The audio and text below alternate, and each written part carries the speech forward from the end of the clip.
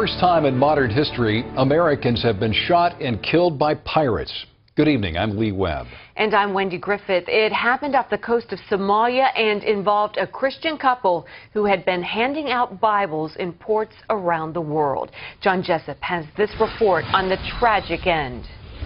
The fate of the crew on board the Quest went way off course last Friday when Somali pirates seized the private American-owned yacht and held all 4 people on board as hostages. It took another horrible turn this morning when U.S. naval warships heard gunfire. By the time they boarded the ship, they found all 4 Americans shot and killed. Despite immediate steps to provide life-saving care, all 4 of the American hostages died of their wounds. The boat belonged to a California couple, Scott and Jean Adam, who had been living on the ship and sailing the seas together since 2002. Their mission, according to a website, was to travel around the world seeking fertile ground for the Word and homes for their Bibles. Also on board, 2 friends from Washington State, Phyllis McKay and Bob Riggle. They were hijacked about 300 miles off the coast of Somalia. Pirates in that part of the world are becoming more demanding for higher ransoms and more violent. A fleet of 4 U.S. naval warships had been trailing the yacht for several days and was in the middle of negotiating the couple's release. In all, 19 pirates were involved in the Quest's hijacking. 15 are currently in U.S. custody and 2 were killed by U.S. forces. 2 others were found dead on board the Quest. It's unclear whether the pirates had been fighting among themselves or with the hostages. We don't know if these Somali pirates are loyal to Al-Shabaab. That's the terrorist group that is trying to impose Sharia law and seize control of Somalia. If they are, then they wouldn't hesitate to execute these Christians. Those who know the victims well say they were doing their life's work. Their personal mission and their dream was to distribute Bibles to many places, and they're very faith-filled. We're very involved in the parish here, and so that was their world dream. John Jessup, CBN News.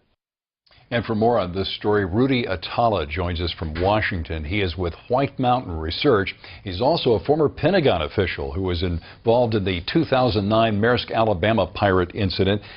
First, Rudy, tell us what you think happened here today. Well, Lee, it's hard. I don't want to speculate, but it seems to me, based on the information that I've read and based on the information that's come in, that the pirates had a fight amongst themselves over money. Also, I understand that the pirate that was financing them ashore also was arguing with the lead pirates on the amount of money they would have for the hostages. I think all of us were expecting, because of what happened in the Maersk, Alabama incident, that we would experience a similar situation. How is this situation different, and why did it go so terribly wrong, in your opinion? Well, there are a couple of factors. In the case when I worked at Maersk, Alabama, the pirates that had kidnapped Captain Phillips were extremely young and inexperienced. In this case, the pirates were a lot more experienced. Number 2, we had already had a precedent where we killed three pirates previously in the case of the Maersk. And then also, recently we sentenced a pirate to 33 years in prison, one of the 4 that was captured in 2009. So the folks that were, the pirates that were involved in this hijacking were extremely nervous that we were going to take action against them. Would you recommend, as a former Pentagon official, retaliatory action by our military? Well, that's a loaded question, actually. We have to take strong measures against the pirates and the pirate cells inside Somalia. Unfortunately, the approach we're taking right now, policing the high seas, has just only a small level of effect against the pirates. What would you recommend doing then? Well, the problem is on land. The problem is, the average ransom right now is about $4 million. The highest ransom recently paid was $9.5 million.